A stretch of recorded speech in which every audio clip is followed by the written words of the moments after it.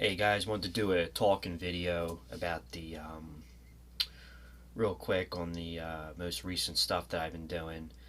Um, I completed the Empire Theatre December 7th show, which I believe was in the UK, um, the Beatles show that is. And like I said, I'm trying to keep my videos kind of short. Um, just shut up and just play kind of videos lately.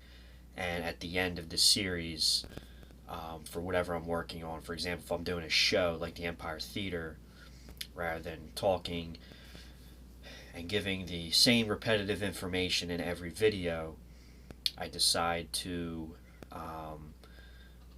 do the talking in the end of that particular series of whatever I'm doing. So, the Beatles live at the Empire Theater. I believe it was in the UK. Oh yeah, it was Empire Theater. I think it was in Liverpool um, on December 7th, 1963. And it was right after the release of With the Beatles, and which I have right here. You know the album. And I did the whole show on guitar, and I also did the whole show on drums. And by far, out of all the recordings I've done, not even just the Beatles stuff I've been doing, but a lot of like any of the projects I've been working on my channel, I really enjoyed doing that show because I kind of just got a good sound, which I'll talk about. I just got right into the tracks. I learned all the songs from the '63 Beatles set list that they would play at the shows they were doing and the touring they were doing around that era. So it was just nice to present all the songs in a uniform um, concert set list. Doing the whole show like on my channel, it was it was exciting. I enjoyed playing it. Again, I learned all the songs throughout the months, as you know, since watching my videos, you see me doing all the Beatles stuff lately, and I just have to say, doing the Empire Theater show was very fun because I already had all the songs under my belt, and I pretty much had the sound down that I was looking for. And now I'll talk about both guitar and drums, especially guitar. And I got to the point where I kind of just learned all the songs um, by heart, and it was just nice again to present it, the complete 1963 set list of one of their concerts, a very iconic concert, which was the Empire Theater, again December 7th, 1963, in the UK. Kind of like home base for the Beatles. You can hear John Lennon talking about, I think it was Boys. He was talking to the fans and he said something. Oh, I'm sorry. Yeah, it might have been Boys, and I think he also said it for Till There Was You. He mentioned when he was talking to the crowd that, oh, you guys may know this also from the Cavern. He was referring to the Cavern Club. And I think it's in Liverpool, I believe. And again, which is where the Beatles really got pretty famous. It was like a club, I guess like a bar club of the time, where there were a paid group to play there, I guess like literally every single night. Kind of like the bars around here, where there would be like a really good band, and they would be, I guess you would call them the house band. So the Beatles were once the house band before they got kind of big. And so it was just nice to hear John talking on a level at the show and talking to the audience. Again, they're at the Empire Theater, so it was like home base for them. Um, but again, it was fun playing the songs. I enjoyed it. I'm sorry if on the channel it seems to be a little repetitive, where I keep uploading these videos and it's like the same songs. But the point is that it's the same songs, but they're different versions. Obviously, you know, like I like to do the BBC stuff, and then I'm following a lot of their uh, concerts that they were doing of that era. You know, 63 into like early, maybe we're not quite up to mid 64 yet, but we're mostly working on the 63 and early, starting to maybe get into early 64 Beatles era, where set lists started changing. I got to learn some new songs for that time, but anyway. Um, but it was fun. It was very loose when I did the songs, both on the guitar and the drums. I did it in a way where I didn't want to play it exactly note for note, because I felt that was very robotic and very unnatural. So I was trying to play in a on a level where it was very natural feeling. So if I go right into like All My Lovin', for example, it was just nice to just go right into the song, and I did very few takes on my camera here because I wanted to capture that live vibe. So, in other words, like for example, when a group goes on stage, you know, and the show is being recorded, they only really have like one shot at each song, you know. So, if there were like some mistakes or some sloppiness, it was like, well, it was on the take, and then here we are like 50, 60 years later, um, hearing whatever that version came out to be. So that's what I tried to do when I do the live stuff, especially the live shows like the Ed Sullivan stuff I did and the Empire Theater, especially the Empire Theater, because that was a full set list. And going forward, we're gonna kind of just I kind of just like to play like in a loose way, but always keep in mind to try to keep it in the Beatles vibe, where I'm playing um, in the style of Mr. John Lennon or Mr. George Harrison. And I think when you play like that and you record a live show, if you're going to do like um, an improv tribute cover of these particular shows, it's nice to play in a way where it feels natural.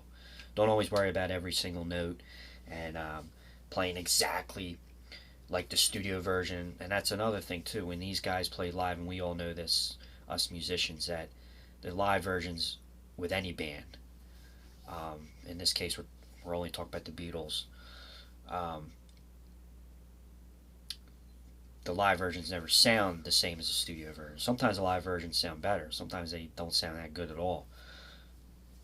In the Beatles case, with these bootlegs that I've been digging up out there, I enjoy doing the shows, but you know it's hard to play along with some of their stuff too because the audio is just so antiquated and it's even a little warped. I think I forget what song in particular, but from the Empire Theater show, sounds like my guitar's out of tune. It's actually not. It's actually the recording that's out of tune at a couple parts because it's probably recorded on some kind of tape reel. I don't know how they recorded live stuff back then. That would be really cool to see how they did it. Now, the Beatles didn't do that, obviously. I don't think they did. That was some kind of shady bootleg thing. Somebody was recording that Beatles show, but that was not supposed. Obviously, that was never made out to be a Beatles album, but it's so cool that we have those bootlegs to hear.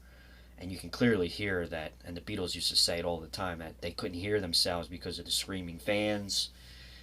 And, you know, they just didn't have, like, tuners that we have today, and their PA systems were just, they were shit. And with the people screaming, and,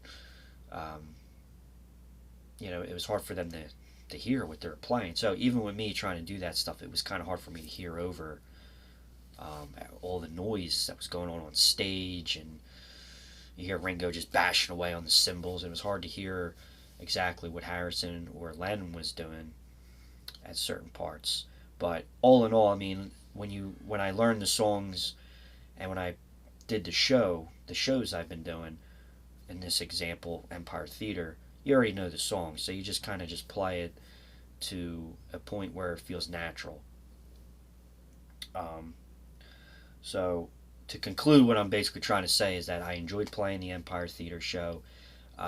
It was nice to do it in few takes. I was very relaxed, and this is also advice to you if you guys are going to do Beatles covers or for any band. You have to play. For example, if you're doing the Beatles, you want to keep it in the vibe of the Beatles. Like, you don't want to sit there and have like a Jimmy Page, Led Zeppelin approach to it. You want to keep it in the vibe of the Beatles. So maybe listen to certain things that Lennon and Harrison do with their guitar playing. And when you get that under your belt, it's not, it's not rocket science, but once you get it under your belt, I mean, you have to be a fairly decent guitar player, and if you understand what I'm saying, that this will make sense.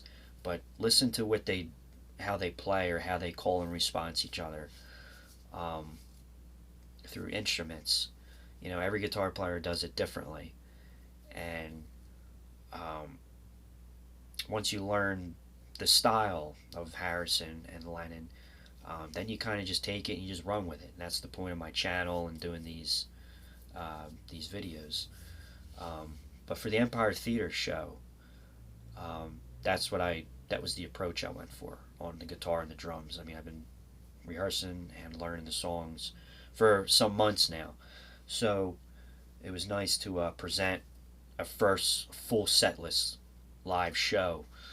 Um, a lot more with a lot of songs, more than the Ed Sullivan shows I've been doing. So it was nice to put it all out in the open, and that's what this video is about. I just want to talk about the show, and when I did the drums, even when I did the drums, I did it in like very few takes. Kind of knew the idea of what Ringo was doing, and he does like those little fills at the end.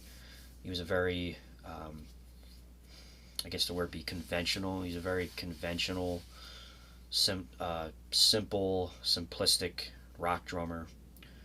I'm not putting him down, but I mean, he's nothing like some of the other greats like John Bonham or even like Ginger Baker. Like, comparing them drummers is like apples and oranges. But the point I'm trying to make is that, again, just learn. It was fun to learn Ringo Starr's style of his drumming, and then to present it in a full show. Even when Paul or John would say, "We'd like you to join in, clap your hands, stomp your feet, all that," and sometimes Ringo would do like a funny to go with the show, or with the act on stage. He would like maybe hit the snare and the floor tom at the same time, or stomp your feet and you hit the bass drum or something. Like those little goofy things. There's like that Beatle humor I try to put in the videos as well to make it more entertaining.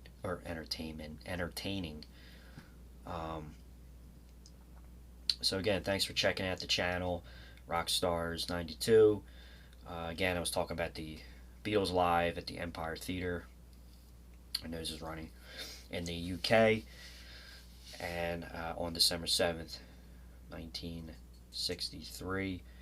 I was actually using I think that was the first show I was using a different guitar, which I'll talk about real briefly, which is my